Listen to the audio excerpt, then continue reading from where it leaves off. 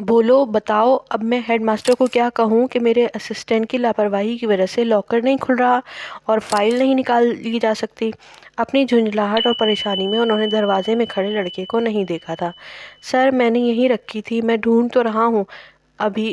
Assistant کی بات کو فون کی گھنٹی نے کاٹا۔ اس نے جلدی سے ریسیور اٹھایا۔ جی سر، بس احمد بے آپ کے پاس فائل لا رہے ہیں۔ جی بس 1 منٹ۔ بمشکل اپنی گھبراہٹ پر قابو پاتے اس نے فون پہ کہا اور پھر ہاؤس ماسٹر کو دیکھا جن کے سرخ پڑتے چہرے کے تاثرات ناقابل بیان ہو رہے تھے۔ سر، اس نے انگلی کی پشت سے دروازہ بجایا۔ انہوں نے سر اٹھا کر اسے دیکھا جیسے انہیں بھول گیا تھا کہ اسے وہاں کیوں بلایا گیا تھا۔ کرسی پہ بیٹھے صاحب نے بھی گردن پھیر کر اسے دیکھا تھا۔ میں مدد کروں؟ کیا؟ ان کے چہرے پر الجھن در آئی۔ وہ خاموشی سے آگے آیا اور لاکر کے کی ہول کو انگلی سے چھو کر کچھ محسوس کیا۔ کمرے میں ایک دم خاموشی چھا گئی۔ ساری کھٹر پتھر، متحرک ہاتھ، سب ٹھہر گیا۔ اس نے پینٹ کی جیب سے 3 پنیں نکالیں، پھر ان میں سے ایک الگ کی اور باقی واپس جیب میں ڈال دیں۔ آگے ہو کر اس نے وہ پن ترچھی کر کے کی ہول میں ڈالی، پھر گردن اٹھا کر وال کلاک کو دیکھا۔ وہ تینوں نفوس جیسے دم سادے اس کو دیکھ رہے تھے۔ وہ نچلا ہونٹ دانت سے دبائے اپنے ہاتھ کی مخصوص سمتوں میں اوپر نیچے کر رہا تھا، جیسے موسیقی کا کوئی ردھم ہو۔ چند لمحے سر کے اور کلک کی آواز کے ساتھ لاک کھل گیا۔ اس نے پھر گردن موڑ کر وال کلاک کو دیکھا۔ 1 منٹ اور 11 سیکنڈ لگے تھے۔ اسے مایوسی ہوئی۔ شاپ پر اس طرز کا سیف کھولنے میں اسے 50 سے 55 سیکنڈ لگتے تھے۔ اس نے ہینڈل گھمایا، سیف کا دروازہ کھولا اور بہت ادب سے پیچھے ہٹ کر کھڑا ہو گیا۔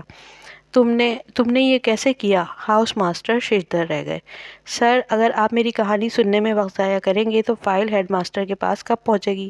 کسی اچھے چابی ساز کی طرح اس نے اپنا راز نہیں کھولا۔ اوہ ہاں، وہ پیشانی کو ہاتھ سے چھوتے اٹھے۔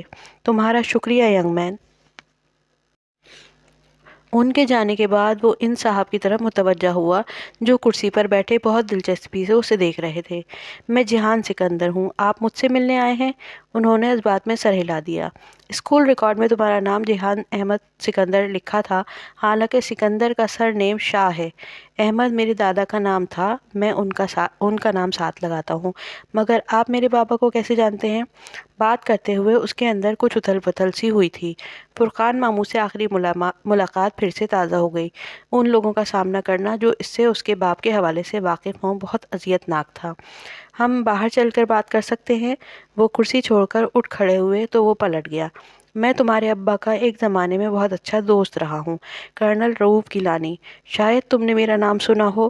باہر اسکول کے فٹ بال کے میدان کے کنارے پر اس کے ساتھ چلتے ہوئے انہوں نے بتایا۔ اس نے نفی میں سر ہلاتے ہوئے غور سے ان کو دیکھا۔ وہ سفید اوور کوٹ میں ملبوس اچھے قد کاٹ کے مہذب سے انسان لگتے تھے، مگر ان کے چہرے پر ایک نقاہت تھی اور ان کی آواز سے کمزوری جھلکتی تھی۔ اگر وہ ابا کے دوست تھے تو ان کو اتنا مومر نہیں لگنا چاہیے تھا جتنے وہ لگ رہے تھے۔ شاید بیمار تھے۔ اسے بے اختیار دادا کا چہرہ یاد آیا جو ان کی زندگی کی آخری رات اس نے دیکھا تھا۔ تھکن زدہ، بیمار چہرہ۔ تمہارے ابا قصوروار تھے، مگر انہوں نے بہت کچھ میرے اوپر ڈال دیا اور ملک سے فرار ہو گئے۔ میں نے بے قصور ہوتے ہوئے بھی کئی سال ٹارچر سیل میں سزا کاٹی۔ 3 برس ہوئے میں باعزت بری کر دیا گیا ہوں۔ سارے چارجز ہٹ گئے ہیں۔ میرے بچے پھر سے سر اٹھانے کے قابل ہو گئے ہیں، اور اب جبکہ میں علاج کے لیے لندن جا رہا تھا تو سوچا ایک دن کے لیے ترکی آ جاؤں۔